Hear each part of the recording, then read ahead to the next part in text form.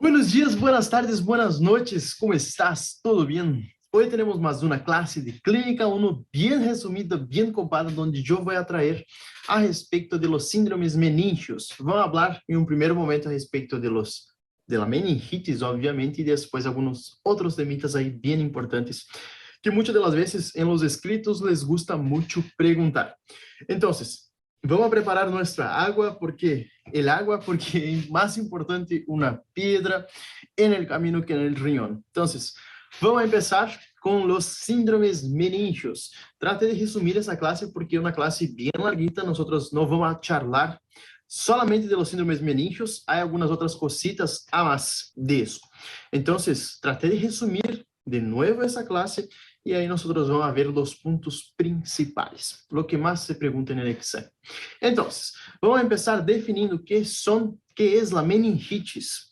La meningitis básicamente es la inflamación de las membranas de la médula espinhal y el cerebro, o sea, meninges. Usualmente, la causa es una infección diseminada que llega por vía hematógena o por vía de contigüidad. O sea, o llega por vía hematógena, por ejemplo, una causa frecuente es el streptoneumoniae, que generalmente va a ser transmitido por la voz, por la boca, por vía aérea, eso quiere decir. Infecta el paciente por vía aérea, entonces esa infección por vía hematógena llega al cerebro y ahí hace la infección, o sea, coloniza, replica y hace toda la infección. Y por contigüidad, básicamente, podemos hacer un ejemplo acá bien característico cuando los pacientes tienen un traumatismo craneoencefálico, por ahí cuando no es, que generalmente no es un traumatismo aséptico, o sea, tiene bacterias involucradas y muchas de las veces esas bacterias involucradas pueden infectar ahí las meninges. Otra causa que es muy frecuente y que muchos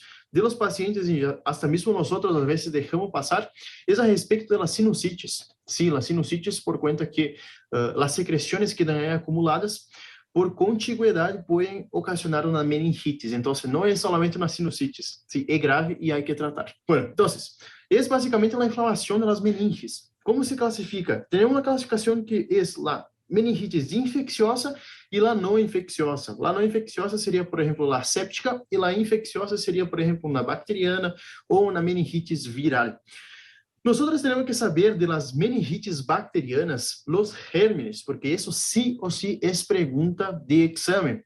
¿Cuál es? Nosotros podemos dividir también los gérmenes en adquiridos en la comunidad, como si fuera una neumonía ahí que vimos en la clase de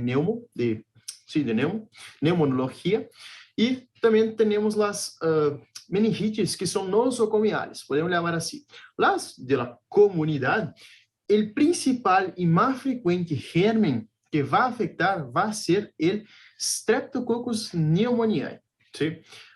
Hay algunos factores de riesgo que generalmente cuando eles ponen un caso clínico en el choice, generalmente se acompaña de que es um paciente que fuma ou que é diabético ou que já isso por algum motivo na esplenectomia.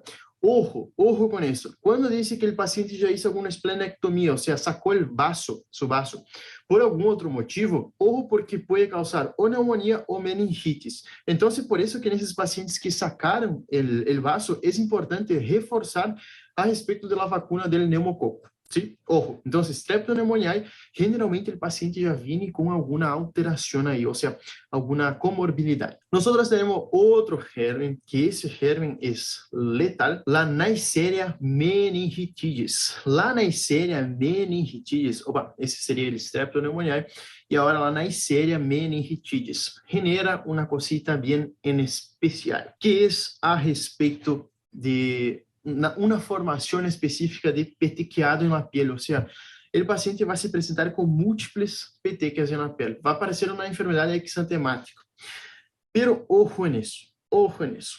Cuando nosotros tenemos un paciente, generalmente la Neisseria meningitidis afecta a los pacientes al inicio de la vida, o sea, hasta niños y adolescentes. El punto es que una infección por Neisseria meningitidis, obviamente que puede afectar mayores, como 20 anos por aí, pero generalmente é nessa idade. Neisseria meningitidis vai ser aquele paciente que vai venir em La Guardia muitas das vezes com um petequiado na pele e também pode apresentar signos meníngeos.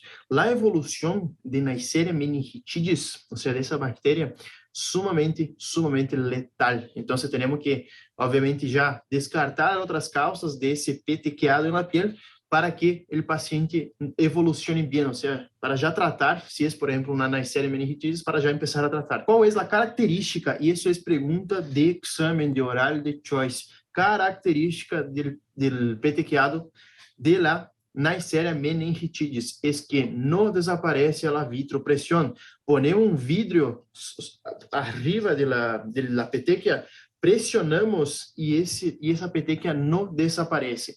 Se a petequia desaparece, é outra causa, mas se não desaparece, temos que sim ou sim pensar em uma Neisseria meningitidis. A outra bactéria que pode generar uma meningitis bacteriana é, por exemplo, a Listeria monocytogenes. Generalmente, eles ponen en los choice a respeito de la listeria, hay que acordarse solamente de una cosita. La listeria generalmente afecta a los pacientes o al inicio de la edad o después de los 60 años. Entonces, Listeria monocytogenes, acuérdense que afecta los extremos de la vida. Bueno, y después, o sea, va a dar un caso que el paciente o tiene mayor de 60 años, que es lo que más va a llamar la atención, y lo más frecuente es que, por ejemplo, la listeria sea ocasionada en un paciente niño ahí, en las primeras etapas de la vida. Y la meningitis nosocomial nosotros vamos a tener por el Staphylococcus aureus y los bacilos gram negativos.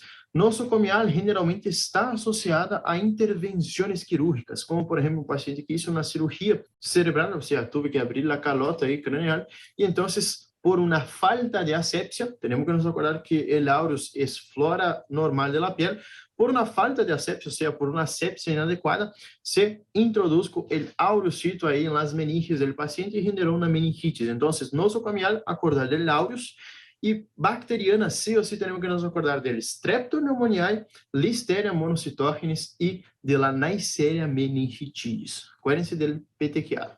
Então, nós estamos aí de guarda, vem um paciente e consulta por um exantema petequial. Se nós ponemos um vidro nessa petequia e não desaparece, pode ser uma meningitis meningocócica. Se, por exemplo, não desaparece, pode ser, e se há foco neurológico, alterações neurológicas, pode ser uma meningitis pneumocócica, e se não há foco neurológico, pode ser uma meningitis pneumocócica, meningocócica ou uma por listeria.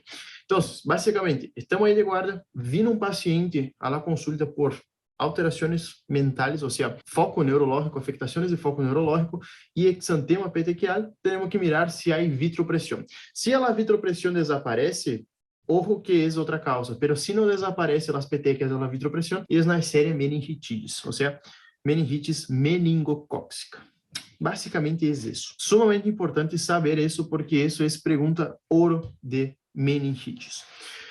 Para saber meningitis, temos que saber a fisiopatologia. A fisiopatologia está toda nesse quadrito, pero eu resumi para vocês, ¿sí? Para deixar mais sencillo. A fisiopatologia, então, é basicamente para ocorrer uma meningitis, temos que ter bactérias que têm um certo atrofismo por el sistema nervioso central. O que é atrofismo? É que le gusta mais as células nerviosas que outra coisa.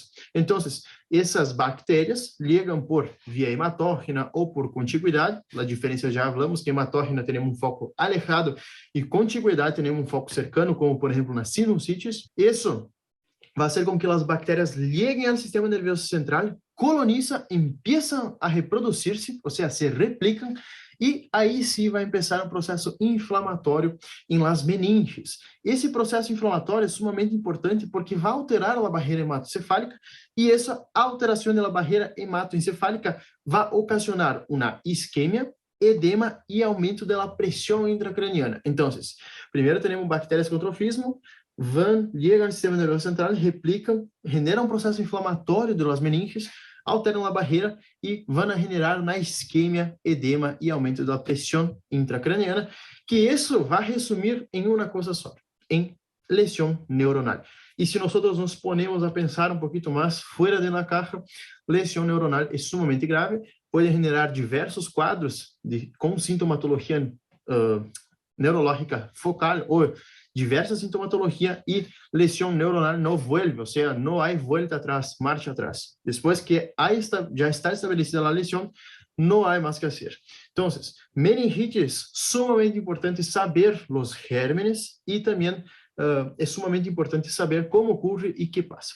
Outra cosita que casi me olvido é a respeito da frequência. É mais frequente de todas as bactérias, é Streptoneumoniae, cerca de 50% por aí. Depois, lá Neisseria meningitidis, diminuiu conforme o passar dos anos por conta da vacunação. Depois temos a Listeria monocytogenes, o strepto do grupo B. Basicamente, nessa ordem seria a de frequência, mas o mais frequente é o Streptoneumoniae e depois a Neisseria meningitidis. Bueno, clínica sumamente importante, sempre pergunta de oral, então vamos ter que memorizar algumas cositas aí. Pero de clínica, teremos uma tríada que é clássica de la meningitis, sendo que o paciente vai apresentar fiebre, rigidez de nuca e cefaleia. Há chip que eu encontrei na internet e então nos vai ajudar a memorizar.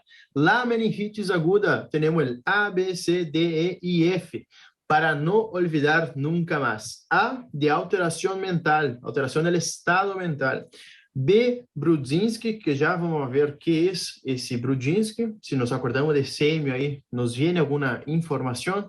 C, cefaleia. D, de rigidez de nuca. E, de Kernig. E F, de fiebre. Então, se vamos ter alteração mental, Brudzinski, cefaleia, rigidez de nuca, Kernig e fiebre. Então, o A, B, C, D e F de la meningitis aguda é esse. Para não olvidar nunca mais. Memorizando isso, já está casi toda a semiologia que nós vamos fazer no nosso paciente e a clínica. Então, memorizando isso, já está listo. Pero temos uma tríada clássica, que generalmente, qual é a tríada de la meningitis? É assim que se pergunta, ¿sí? Que é fiebre, rigidez de nuca e cefaleia. Associado a essa tríada, podemos ter náuseas e vômitos. As náuseas e vômitos generalmente são ocasionadas por conta de um aumento da pressão intracraniana. Já vimos antes que nós, por el edema que se forma aí, vamos ver se está gravando por aí, estou falando, não, está gravando, todo aqui. Por el edema que se forma aí no cerebro, muitas das vezes pode generar, então, um aumento da pique, e essa pique vai generar náuseas e vômitos. Esses vômitos são característicos de uma pressão intracraniana elevada. Muitas das vezes, quando a meningitis tem uma pique muito elevada, o que vai ocasionar são os vômitos, conhecidos vômitos em chorro. Então, não é sempre que ocasiona vômitos em chorro, mas quando temos uma pique muito elevada, nós vamos ter os vômitos em chorro. E também pode apresentar o paciente fotofobia. 20 a 40% das convulsões podem ser generadas por conta de uma meningitis, ¿sí? Ojo en eso. Y cuando nosotros tenemos como consecuencia el aumento de la presión intracraniana, tenemos signos y síntomas bien específicos y quiero que enfoquen acá. Una cosita que les gusta mucho preguntar es, mucho no, pero ya vi que preguntó, es a respecto del reflejo de Cushing. El reflejo de Cushing, sí, no es lo mismo que el signo de Cushing, sí. El reflejo, o ni el síndrome de Cushing, es distinto, totalmente distinto, sino que el reflejo de Cushing leva esse nome por conta del tipo que lo descubrió. Pero básicamente, reflejo de Cushing es bradicardia, hipertensão e respirações irregulares. Isso muitas das vezes podem perguntar em um oral ou até mesmo nos escritos. Já vi que perguntaram, então, ojo com isso. Reflejo de Cushing é bradicardia, hipertensão e respirações irregulares. Ojo, porque se pergunta no exame reflejo de Cushing que é, e a vezes te põe aí en el caso clínico el reflejo de Cushing para nós pensar que o paciente tem uma pique elevada, ou seja, uma pressão intracraniana elevada. Como clínica, então, por lo general, é rigidez de nuca, cefaleia e febre, ¿sí? Sí o sí hay que acordarse de la fiebre. Y después nosotros tenemos, además de la clínica, signos meningios característicos. Bueno, signos meningios característicos hay que saber, porque eso se pregunta, inevitavelmente se pergunta, e basicamente de signos meningios, o signo patognomônico de irritação meningea é o cuello rígido, ou a vezes pode aparecer la posición en gatillo de fusil o posición maometana también se puede decir. Donde el paciente flexiona el niño generalmente, que es lo más frecuente que se presente, flexiona los brazos, flexiona los muslos sobre el abdomen, las piernas sobre los muslos y entonces hiperextiende la cabeza. Entonces queda como si fuera un gatillo de fusil. Otro signo muy, pero muy grave, que no digo muchas de las veces, pero que puede aparecer, es, por ejemplo, la posición de descerebración, que es esa posición acá. La posición de descerebración es sumamente grave y generalmente es irreversible. Esa infección ya fue tan lejos, o sea, ya evolucionó tan por cuenta propia, que ahora el paciente tiene signos de descerebración, o sea, é como se fosse uma afectação cerebral que o paciente deixa de ter o cérebro. Basicamente isso. Não é que deixa de ter o cérebro, senão que tem uma afectação tão difusa, tão importante, que é impossível, não digo impossível, porque para Deus nada é impossível, mas é quase impossível de volver a seu estado normal. Então, los signos meningos que hay que acordarse es la rigidez de nuca, gatillo en fusil y el signo de descerebración. Generalmente eso no se pregunta lo de descerebración.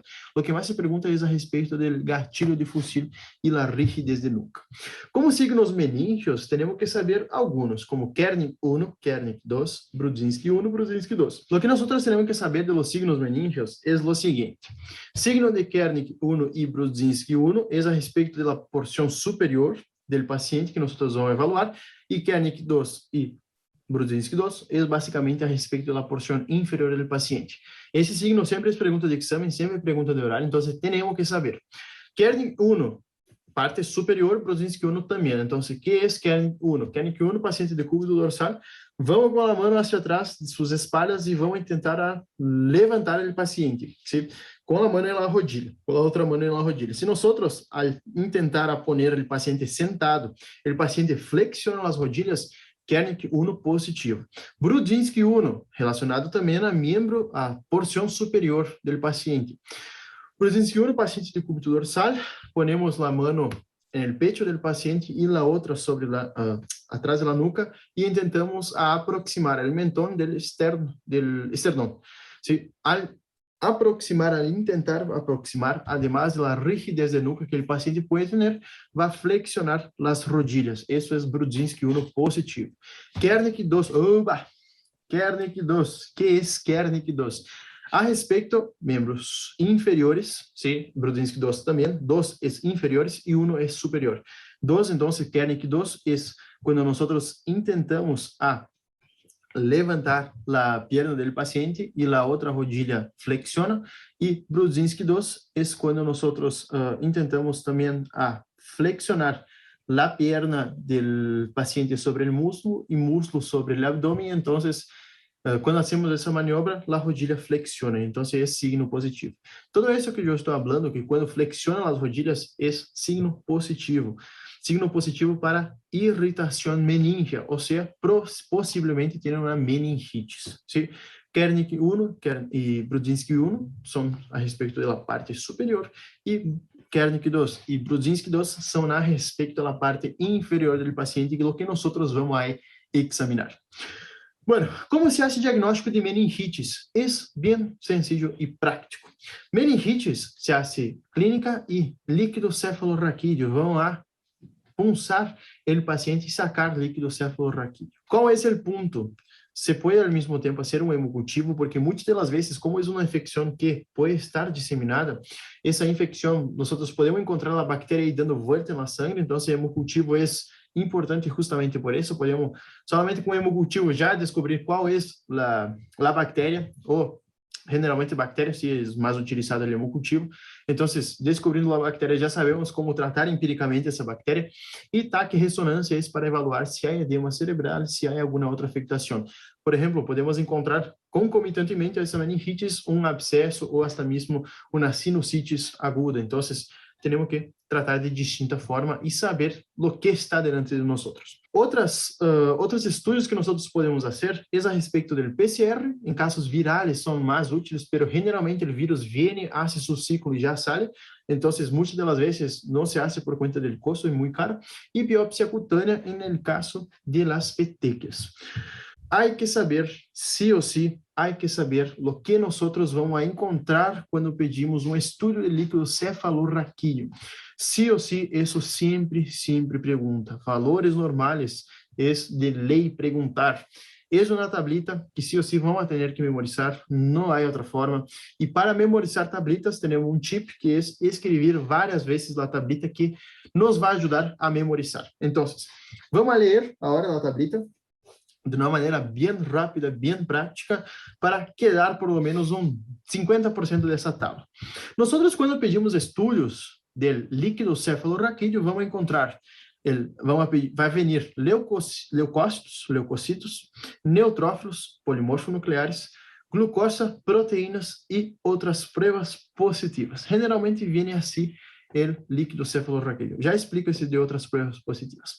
Pero basicamente, de líquido cefalorraquídeo, temos que saber que lo normal de leucócitos é menor de 5, ou de 0 a 10. Neutrófilos, polimorfos nucleares, é de 0 a 20, o normal seria 2, lo habitual. Glucosa, de 45 a 65. Proteínas, de menor de 30, sim, menor ou igual a 30 miligramos por decilitro. E isso generalmente é o que vem no estudo do líquido cefalorraquídeo. Outras pruebas positivas são basicamente relacionadas às tinções de grano e também a PCR, porque muitas das vezes quando ele que estuda o líquido cefalorraquídeo vê algo, já pode pedir automaticamente alguma outra coisa. Quando, por exemplo, suspeitamos uma meningite viral, já podemos pedir um PCR de líquido cefalorraquídeo.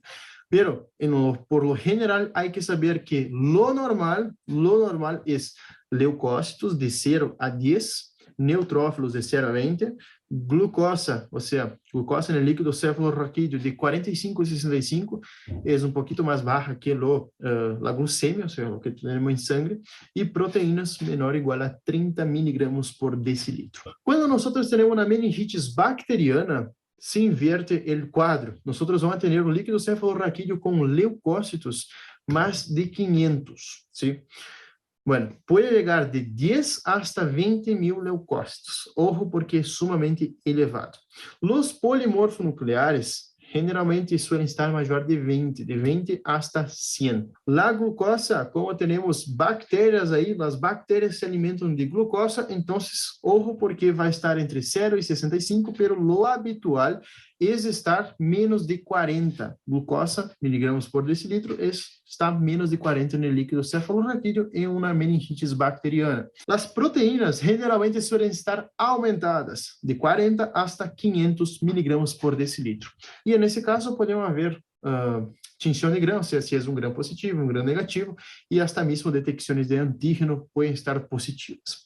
Então, ojo, porque o que mais se pergunta é isso. Nós temos que saber o líquido cefalorraquídeo normal e quando temos uma alteração, por exemplo, bacteriana, porque isso é o que mais se pergunta. Quando temos uma meningite viral, que vai ocasionar, que vai causar? Os leucócitos, e isso é bem importante, generalmente estão menor a 500 e não sobrepassa, muitas das vezes, 1000, ou seja, queda entre 0 e 1000, os leucócitos. Os neutrófilos, os polimorfos nucleares, generalmente a viral tem menor que a bacteriana, ou seja, entre 0 e 100 igual, pero muitas das vezes está menor de 50. A glucosa na bacteriana suele estar em um rango de 30 a 65, ou seja, ojo, porque pode a glucosa estar normal em alguns casos, e em outros casos, que seja a meningitis viral, pode estar diminuída de seu valor normal, que é de 45 a 65. Proteínas generalmente está de 20 a 200, ou seja, eu, para memorizar, pensei o seguinte, bueno, normal está o valor. La bacteriana, valores totalmente estratosféricos, e na maioria das vezes, se é uma meningitis evolucionada, os valores vão estar totalmente alterados. E la viral, generalmente os valores não estão muito lejos de lo normal, ¿sí? Eu memorizei assim para quedar um pouquinho mais fácil. La bacteriana é a maior discrepância que há entre os valores, pero la viral não. La viral generalmente suele estar um pouquinho aumentada, pero não é tão assim estratosférico como la bacteriana. Em câmbio, quando temos uma meningitis micótica, ou por tuberculose, nós vamos ter leucocitos também que não vão estar em valores estratosféricos, porque miren isso, bacteriana hasta 20.000 leucocitos é muito, muito. E acá não. Acá em la micótica ou de la tuberculose, generalmente suelen acompanhar la viral. Neutrófilos, também igual a la viral, sim, menor de 50. La glucemia, la glucosa en el líquido cefalorraquídeo, também não está, também acompanha como se fosse a bacteriana, sim? E as proteínas, generalmente acá sim, em la micótica, as proteínas vão a rangos de la tuberculose estratosféricos, podem chegar hasta 1.500 miligramos por decilitro. E aí nós podemos ter outras pruebas positivas, como por exemplo, antígeno del criptococo, tinção ácida rápida. Esse tinção ácida rápida generalmente não se utiliza, ¿sí? Pero o antígeno del criptococo, em alguns casos, sí ou sí se usa, quando sospechamos de alguma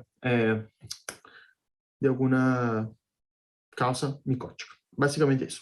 Então, líquido cefalorraquídeo, hay que saber lo normal, sempre, e quando temos uma meningite bacteriana, que vai estar a níveis estratosféricos, generalmente muita discrepância, viral, generalmente não tem tanta alteração assim, mas já tem alterações, e lá, micótica ou tuberculose, o que mais chama a atenção é a proteína, que a proteína líquida cefalorraquídeo sube hasta 1.500 miligramas por decilitro. Então, isso sí ou sí se pergunta, esse quadrito acá, sí ou sí vai perguntar de certeza absoluta para ele. E acordando que quando temos um paciente com exantema petequial, sí ou sí há que pôr um vidro aí e fazer pressão, vitropressão. Quando não desaparece, temos provavelmente uma Neisseria meningitis, e quando desaparece, não é meningitis. Basicamente assim, bem sencillo, bem prático.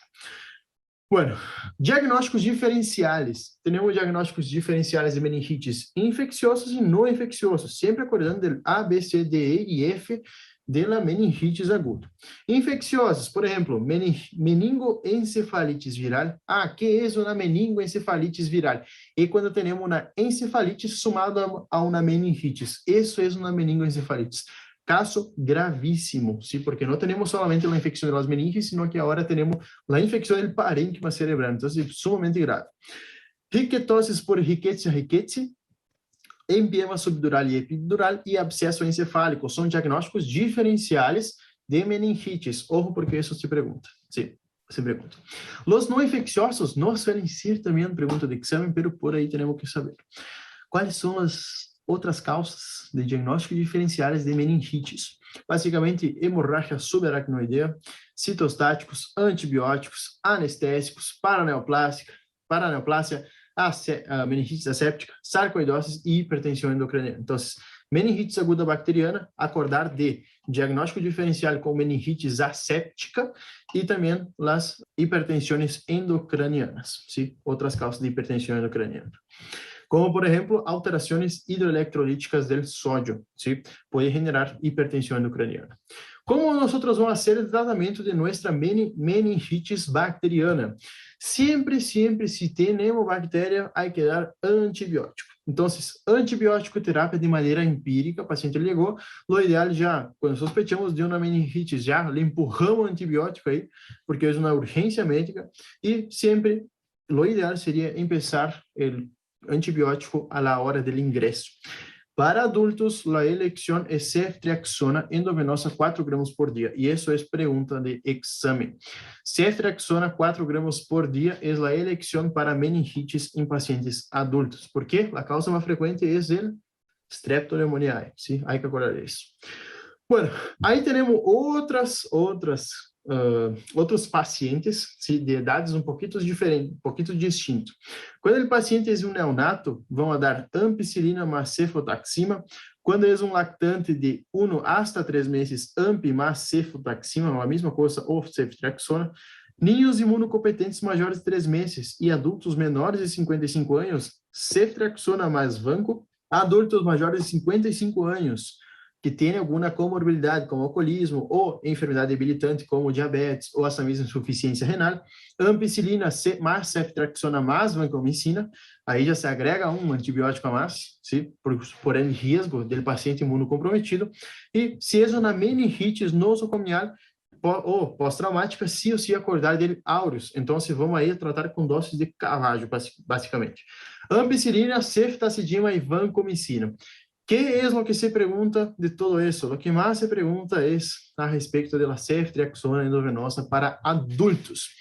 Bueno, para resumir o para dejar más sencillo, ¿sí? Para dejar todo eso más sencillo, encontré una tablita que va a facilitar. Bueno, pacientes que tienen una infección, una meningitis por cocos gram-positivos, como, por exemplo, Streptoneumoniae, Streptococcus ou grupo B do Streptococo, vão utilizar cefotaxima mais vancomicina. Se é, por exemplo, um gram-negativo, Escherichia coli, Salmonella, Shigella ou bacilos gram-negativos, cefotaxima ou cefepime, or es de O, e plus es más, sim, obviamente. Se, por exemplo, eles na série meningitidis, penicilina benzatínica, e se é uma Listeria monocytogenes, amoxi ou penicilina. ¿Sí? Entonces, para facilitar, nosso paciente tem um pneumococo, ¿sí? Ou seja, na meningitis por um Streptoneumoniae, vamos dar cefotaxima mais vancomicina. Se, por exemplo, tem na meningitis por Escherichia coli, ou Salmonella, ou Shigella, vamos dar cefotaxime ou cefepime. Se tem na Neisseria meningitidis, vamos dar uma penicilina benzatínica. E se tem Listeria, nós vamos tratar com amoxicilina ou ampicilina. Amoxicilina via oral, ampicilina endovenosa. Só para acordar. Mais fácil, eu creio que não há. Então, se é um strepto, pneumoniae, um tratamento, Escherichia coli, outro tratamento, Neisseria, outro tratamento. Na série é mais fácil, porque é somente dar penicilina benzatínica, becetacila, caimbracil, que é fácil de encontrar, e Listeria monocytogenes ou monocitogenes, alguns lhe gostam de chamar. Então, é outro tratamento. Ojo, porque antes de eu fazer uma punção para um líquido cefalorraquídeo, e isso, prestem bastante atenção acá, ojo, eu tenho que fazer fundo de ojo. Ojo, porque eu tenho que fazer fundo de ojo. Se no fundo de ojo eu tenho um paciente que tem um edema de papila, que vimos em uma outra classe de neuro, se o paciente tem edema de papila, eu não posso punçar, ou seja, para sacar o líquido cefalorraquídeo para enviar ao laboratório e estudar. Então, ojo, porque se há que fazer sempre antes de punçar um fundo de ojo. Se não há edema de papila, posso fazer a punção. Se há edema de papila, eu não posso punçar. ¿Sí? Isso é lei e sempre vai perguntar. Em resumo da ópera, o resumo da ópera está acá. Se o paciente liga com febre e síndrome meningio, que é síndrome meningio? Paciente que liga com signos, ou seja, hacemos lá maniobra de Kernick e Brudzinski e dá positivo. Tem um síndrome meningio e febre. Apresenta febre, cefaleia, rigidez de nuca, sospechamos meningitis. Bueno, hacemos um fundo de ojo, se não há, por exemplo, edema de papila, podemos punçar, hacemos a punção lumbar. Se no estudo de líquido cefalorraquídeo vem glucorráquia menos de 40, ou seja, diminuído, ojo porque pode ser ou menos de 40 anos ou tuberculose ou la bacteriana. Celularidade, mais de 1000 leucócitos por milímetro cúbico e deterioro de sensório, ojo, porque é meningitis bacteriana, já empieza com o tratamento.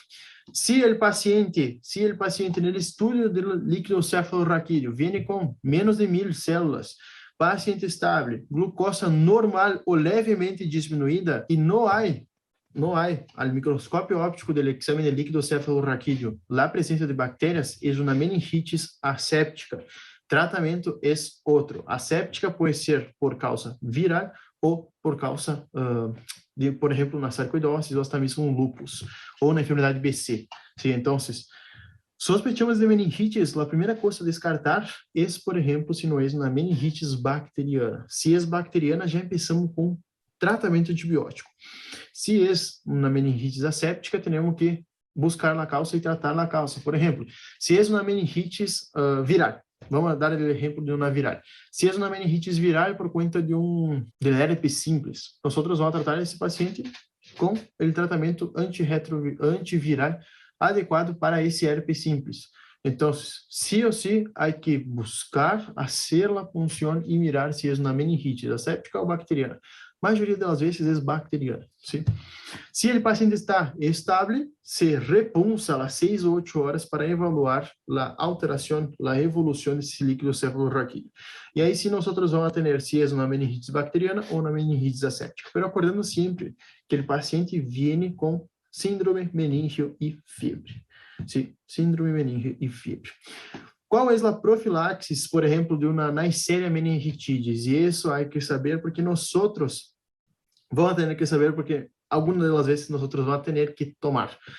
Bueno, profilaxis é com rifampicina. Sí, se hace rifampicina como profilaxis de la Neisseria meningitidis. Fatores mal pronósticos de la meningitis. E isso não se pergunta generalmente, pero por las dudas aí, teremos que saber. Diminuição do estado de consciência ao ingresso hospitalário, a aparição de convulsões nas primeiras 24 horas do ingresso, signos de hipertensão endocraniana, como por exemplo edema de papila, idade temprana ou extremos da idade e retraso no começo do tratamento com antibiótico. Então, esses são signos de mal pronóstico da meningitis. Acá temos lado esquerdo um cérebro sano e acá um paciente com meningitis. Acá, obviamente, é uma meningitis purulenta. Miren, acá todo isso pus. Então, só para que tenham uma ideia, que pode causar e é esse pus, é essa purulência que empieza a acumular, então se aumentar a pressão intracraniana. E como temos o hueso alrededor do cérebro, então se vai comprimindo hasta que o paciente tenha uma alteração da consciência. Esses pacientes, muitas das vezes, a evolução da meningitis é diminuição do estado de consciência, ou seja, vai diminuindo, vai quedando mais letárgico, assim, mais lento o negócio. Então, ojo, porque se o paciente apresenta febre e alterações focais neurológicas, há que sim ou sim pensar em uma meningitis, uma inflamação das meninges. Bueno, meningitis tuberculosa, nós solamente antes palpamos aí, legemos algo a respeito de líquido cefalorraquídeo.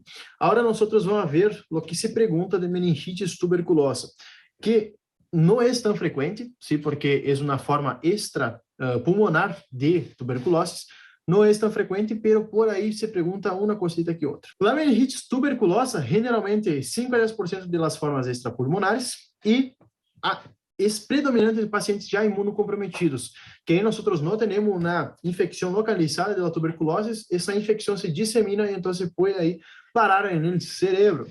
Bueno, quais são os pacientes que têm uma predisposição a essa afectação extrapulmonar? São os pacientes ativos e imunodeprimidos.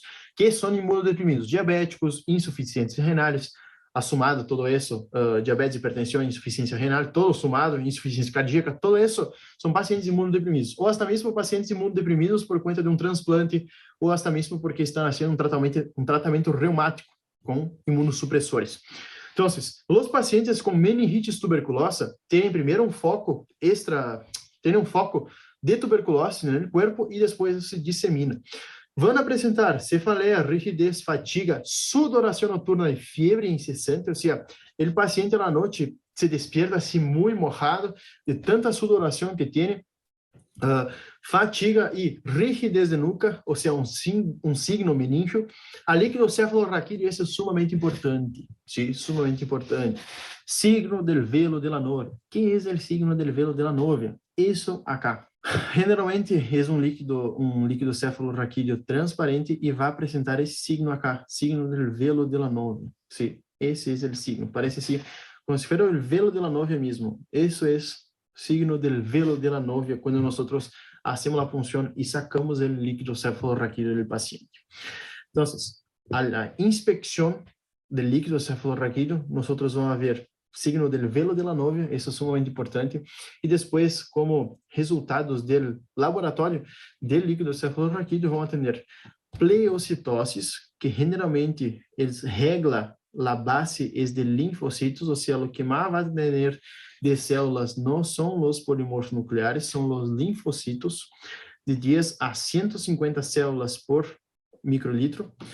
Diminuição da glucosa generalmente queda ao rango de 20 a 40 miligramas por decilitro ou por cento, que é a mesma coisa, em quase 90% dos casos.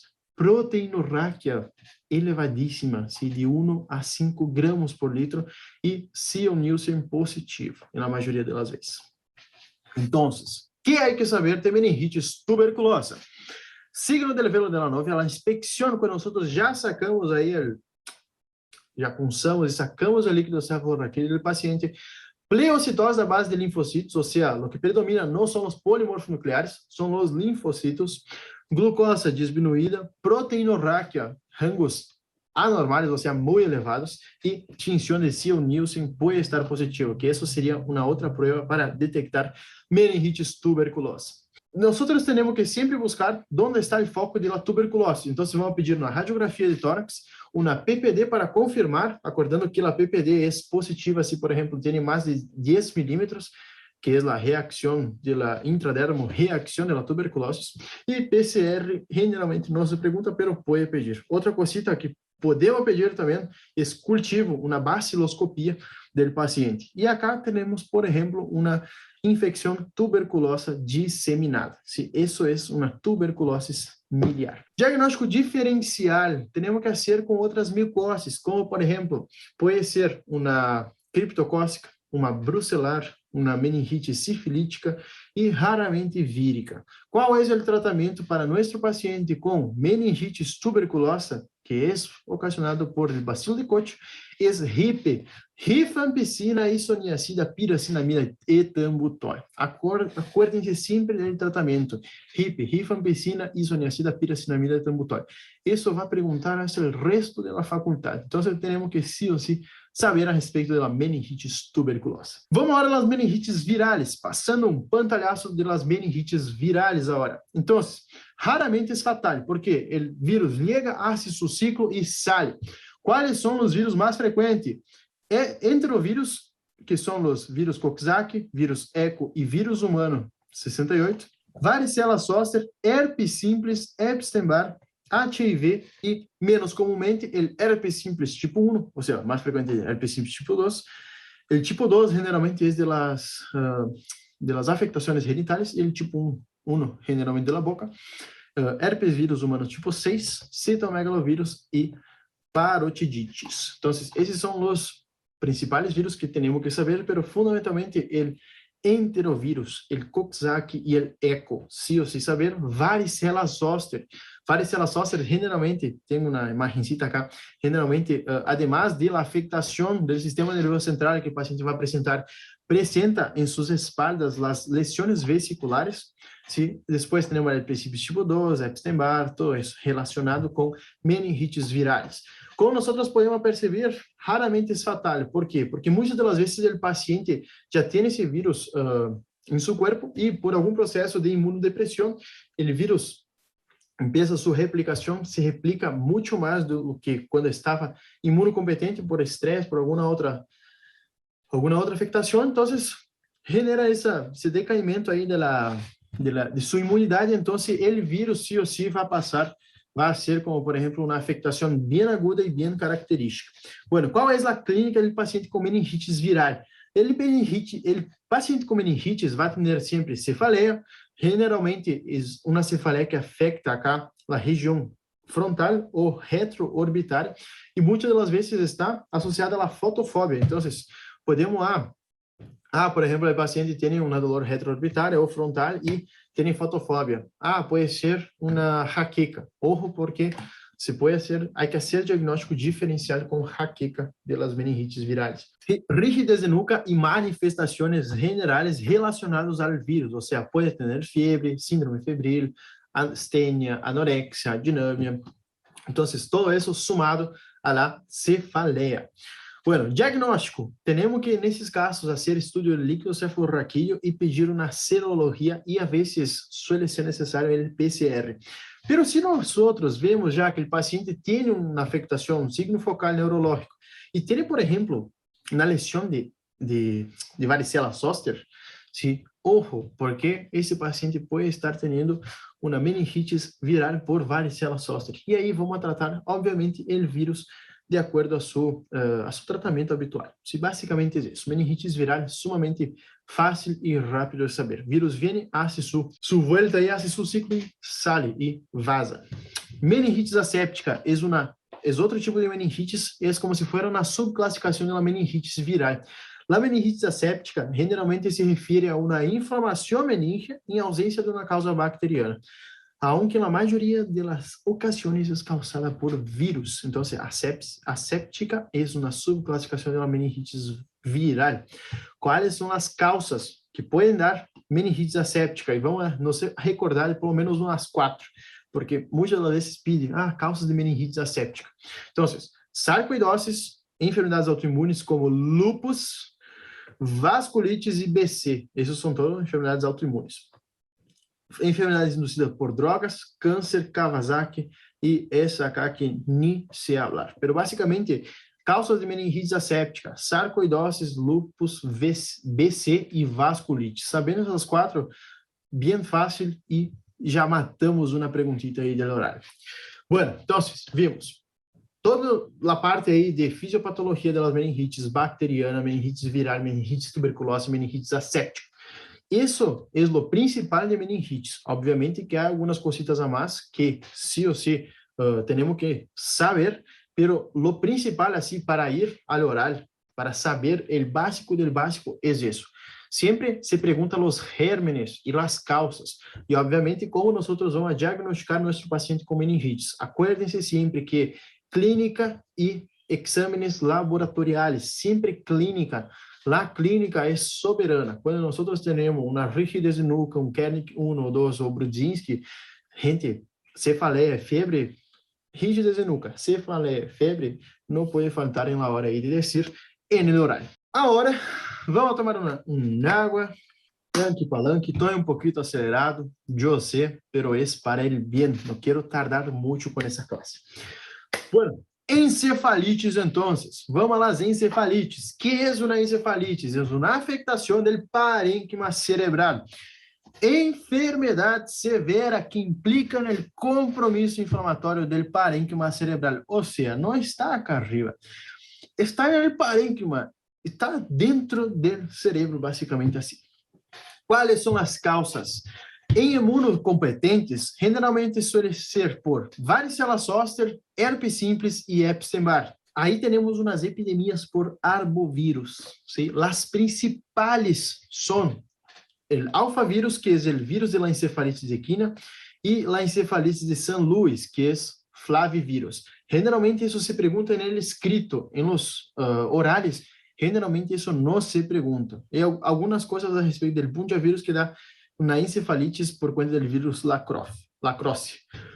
Generalmente, isso se pergunta nos escritos, em los orales não se pergunta. Então, como havíamos visto antes, encefalitis mais meningitis, ou seja, sumado a uma meningitis, teremos uma meningoencefalitis. Encefalitis mais a afectação da médula espinhal, temos uma encefalomielitis, e uma encefalitis mais a afectação das raízes nerviosas, temos uma encefalomieloradiculitis. Por aí, pode ser pergunta, isso sim, pode ser pergunta de horário, sim?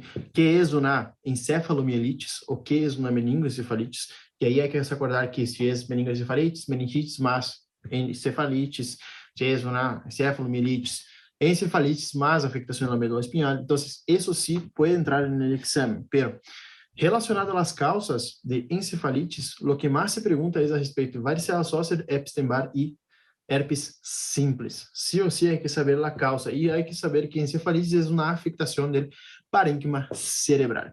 Qual é a clínica? Se nós nos ponemos a razonar, utilizar as neuronas um pouquinho, obviamente que se é um vírus, vamos ter uma afectação viral, ou seja, uma viremia. Essa viremia generalmente vai causar um estado febril. Então, o paciente vai apresentar, e se esse estado febril tem el inicio neurológico, entonces tiene cefalea, cualquier cosa que ácido de la cabeza da cefalea, cualquier cosa que afecte el encéfalo da cefalea, o la mayoría de las cosas, no voy a decir cualquier cosa, por ahí sale un estudio ahí, pero generalmente entonces fiebre, cefalea, alteración del estado de conciencia, cambio de personalidade, isso é o que mais chama a atenção. De la nada está falando pavadas e estado psicótico. Isso suele entrar en los choice, ¿sí? La clínica de la encefalitis, además de perguntar como pungiavírus, alfavírus, todo isso, generalmente entra essa parte acá, que febre, cefaleia, alteração do estado mental, e não se olvidem, por favor, de cambios em la personalidade. Les gusta muito dar um caso clínico com isso, com cambios da personalidade. Alterações neuronais focais, como afasia, ataxia, hemiparesia, movimentos involuntários e afectação de pares craniares também pode estar somado a febre, cefaleia, alteração do estado mental e cambios na personalidade. Como se hace diagnóstico de encefalites? Fácil, rápido e sencillo. Anamnesis, fundamentalmente anamnesis a los conocidos, se por exemplo tuve um cambio de personalidade de maneira brusca. Exame neurológico completo, sempre acordando de hacer um fundo de ojo para ver se não tem uma PIC elevada, uma pressão intracraniana elevada, e líquido cefalorraquídeo. No caso do líquido cefalorraquídeo, vamos fazer a todos os pacientes que sospecham encefalites, e aí nós vamos ver algumas cositas características. Obviamente que vamos fazer serologia, ou seja, PCR, esse líquido cefalorraquídeo, para buscar a causa, se não é uma varicela, Epstein-Barr ou herpes simples. Bueno, líquido cefalorraquídeo, nós podemos ver, então, as características aí que nós já vimos na tablita, sim, pleocitose linfocítica, podemos ter aumento ligeiro das proteínas, glucosa, generalmente em la viral, suele estar normal, e os pacientes que são imunodeprimidos, muitas das vezes não mostram o líquido cefalorraquídeo com uma resposta inflamatória. Os linfocitos são atípicos, generalmente em casos de Epstein-Barr ou citomegalovírus ou herpes simples, e diminuição da glucosa é raro, generalmente glucosa e proteína. A glucosa generalmente suele estar em rangos normais, mas as proteínas suelen aumentar um pouquinho mais, não a estados estratosféricos, como já vimos em tuberculose, mas suele aumentar um pouquinho de seu valor normal. Então, vamos fazer PCR em líquido cefalorraquídeo, se é o de eleição é o primeiro teste de eleição que nós vamos utilizar para detectar infecções virais, e aí nós podemos fazer outras pruebas serológicas e detecção de antígenos. O mais importante de diagnóstico é isso, uma anamnese completa, um exame neurológico completo e um líquido cefalorraquídeo, com PCR, isso suele ser o suficiente para diagnosticar encefalites viral. Ressonância magnética nos vai ajudar ao diagnóstico, sempre temos que comparar os dois hemisférios da cabeça, do cérebro do paciente, e nos vai dar informações a respeito também, se não há, por exemplo, uma herniação ou alguma outra afectação, como, por exemplo, pode aparecer concomitantemente um abscesso cerebral. Então, ressonância, sim ou sim, nós vamos utilizar para diagnóstico de encefalite. E o tratamento é tratamento antiviral específico, ou seja, vamos fazer um PCR em líquido cefalorraquídeo, se tem um Epstein-Barr, vamos tratar o Epstein-Barr, se tem um herpes simples, vamos tratar o herpes simples, mas sempre acordando que o tratamento é específico ao vírus. Vamos sempre um paciente que tem alteração do estado de consciência a ser o ABC, sim? Vias aéreas, respiração e cardíaco, vamos sempre estabilizar o paciente. Se o paciente está tendo uma encefalite em estadios iniciais, útil, principalmente fazer vigilância da PIC, restrição de líquidos e evitar soluções hipotônicas, porque soluções hipotônicas fazem com que genere edema cerebral e fazer uma antipirexia, ou seja, reduzir a febre, utilizar os antipiréticos. Bueno, listo com encefalites. Que há que saber de encefalites? Causas, tratamento, diagnóstico e tratamento. É bem frequente que se pergunte a respeito de encefalites, a respeito de alfavírus e bundiavírus. Já vi choice que pergunta isso, então se corro porque algum choice por aí pode entrar. Agora vamos aos abscessos cerebrais. E obviamente saber que na meningoencefalites é uma meningite, mas uma encefalites, por exemplo. E agora vamos aos abscessos cerebrais. Já estamos quase terminando a classe, sim? Abscesso cerebral é uma infecção supurada e focal dentro do parênquima cerebral. Generalmente está rodeado de uma cápsula bem vascularizada, ou seja, isso é um abscesso cerebral. É focal, gente, focal. Se a cápsula bem vascularizada é essa cápsula de acá. Se isso é a cápsula bem vascularizada, e assim que se vê um abscesso cerebral. Generalmente é mais frequente no sexo feminino e o pico está na terceira década da vida, e em pacientes com HIV é frequente os abscessos por Toxoplasma gondii, Aspergillus, nocardia, micobactérias e criptococcus. Generalmente são abscessos polimicrobianos, onde vão a ter com maior frequência o streptococo e os bacilos gram-negativos anaeróbios. Então, abscesso cerebral, temos que saber que é uma infecção supurada dentro do parênquima cerebral. Qual é o ponto? Pode ser paciente imunocompetente ou imunossuprimido. Imunossuprimido, HIV, tem outras afectações, como toxoplasma aspergillus e nocardia, mais frequente. E, como imunocompetente, pode ser generada polimicrobiana por streptococo ou hasta mesmo gram-negativos anaeróbios. Qual é a clínica do abscesso? Temos que nos acordar de uma cosita para facilitar a clínica. A clínica do abscesso generalmente suele ser a clínica de uma afectação focal. O que eu quero dizer com isso? Não é uma afectação como, por exemplo, uma meningite, que o paciente tinha uma rigidez cefálica. Acá, é déficit neurológico focal, depende da área que está o abscesso, sim? Generalmente, então, de maneira típica, o quadro inicial de um abscesso é uma lesão patológica intracranial em expansão, ou seja, esse abscesso pode crescer e pressionar as lesões adjacentes, o cerebro cercano.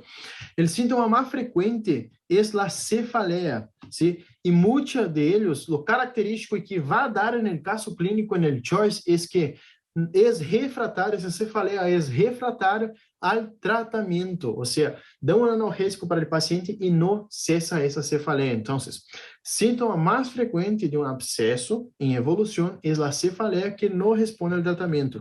E isso é o que querem escutar e isso é o que se pergunta. Então, abscesso, cefaleia que não responde ao tratamento. Recordando, cefaleia que não responde ao tratamento é abscesso. Generalmente, o quadro inicial vai ter, em 60% dos pacientes, déficit neurológico focal. Focal, já dije o porquê, porque é uma afectação, depende do lugar do abscesso, então, dependendo do lugar que esteja o abscesso, vai generar na clínica focal e não ocorre meningismo, salvo que haja roto o abscesso e o material purulento passe ao ventrículo ou a infecção haja abarcado o espaço subaracnoideo. Aí sim vão ter signos meningos somados a um abscesso. Como já falamos antes, que a meningite poderia estar concomitantemente com um abscesso. Então, clínica cefaleia que não melhora com o tratamento analgésico, sim, habitual, e 60% vai ter signos neurológicos focais. Não há meningismo, exceto se rompeu o abscesso ou se está no espaço subaracnoideo. Isso é pergunta de exame, na clínica do abscesso. Ressonância magnética, então, nós vamos ter uma cápsula vascularizada, na maioria das vezes, mirem acá, é uma cápsula vascularizada, sim, e o abscesso bem localizado. Obviamente que é bem distinto o paciente que tem somente essa porção afetada que esse paciente que já tem quase todo o lóbulo frontal tomado, ¿sí? É bem distinto a clínica dos pacientes. Então, depende do lugar, depende do tamanho. Acuérdense que esse signo acá é um signo de compressão. Muitas das vezes tem edema alrededor do abscesso por conta da compressão. Então, ojo, porque vai generar compressão e vai dar uma cefaleia que não melhora o tratamento. Tratamento do abscesso. Médico inicial é medidas destinadas a diminuir a pressão intracranial e administrar antibiótico. Então, nós vamos tratar a hipertensão endocraniana com manitol, sim, manitol. Pero quando nós vamos utilizar a manitol? Todos os pacientes? Não. Solamente os pacientes que apresentam uma alteração mental bem aguda, ou seja, o abscesso generou uma afectação tão aguda que alterou a consciência do paciente de maneira abrupta, e aí, se a pica está elevada, vamos dar manitol. O ideal em os pacientes com abscessos encefálicos é antibiótico, a dose alta, e drenagem neuroquirúrgico. Quais são os antibióticos que nós vamos dar? Metronidazol mais cefalotaxima ou metronidazol mais ceftriaxona. Tratamento é largo, sim? É 4 a 6 semanas, justamente porque muitas das vezes depois do drenagem, esse abscesso pode volver. Então, há que tratar por um mínimo 4 a 6 semanas. Isso também é pergunta de exame, se tratamento do abscesso encefálico, que é neuroquirúrgico e antibiótico. Bueno, vamos agora aos últimos pontos da classe. Já estamos terminando, quedem-se tranquilos. Tratei de ir lo mais rápido e lo mais importante, o que generalmente se pergunta nos exames. Então, agora vamos ver empiema subdural. Sei que parecem muitos temas em uma só classe, pero é necessário. Empiema subdural el empiema subdural siempre se pregunta y es una supuración entre la dura madre y la aracnoides. Guarden eso, dura madre y aracnoides. Siempre se pregunta dónde está el empiema subdural en los choices. Entonces, es una supuración entre la dura madre y la aracnoides. Entonces está acá el empiema subdural y así que se ve. Generalmente representa alrededor de 15% de las infecciones intracraneales localizadas y es una urgencia médica. ¿Cuáles son las causas? Vamos a diferenciar entre los lactantes y los adultos, siendo que en los lactantes generalmente suele ser una complicación, una evolución de una meningitis bacteriana, y en los adultos, 50% de los casos son secundarios a una infección de los senos paranasales, a la sinusitis. Entonces, miren, una leve sinusitis que el paciente está teniendo, ya con fiebre y todo. Essa semana acá, estava aí acompanhando no hospital, aquela em minha ciudad, e então apareceu um tipo aí com sinusitis. Imagine se deixa evolucionar essa sinusite. Já tinha febre, já tinha secreção com sangue, então já estava aí um estadio, já estava evolucionando. Imagine se não se trata esse paciente de maneira adequada. Esse paciente pode evolucionar a um empiema subdural, então su dolor de cabeça não vai ser solamente uma secreção nasal, ou seja, pouca secreção mucopurulenta, sino que vai ser um empiema subdural. Então, ojo, lactantes é secundário na meningitis e nos adultos é secundário a sinusites. Isso é pergunta de exame. Hay que saber sí ou sí. Sempre se pergunta empiema subdural. Qual é a clínica? Clínica também se pergunta, obviamente, que é fiebre elevada, cefaleia intensa e generalizada e vômitos.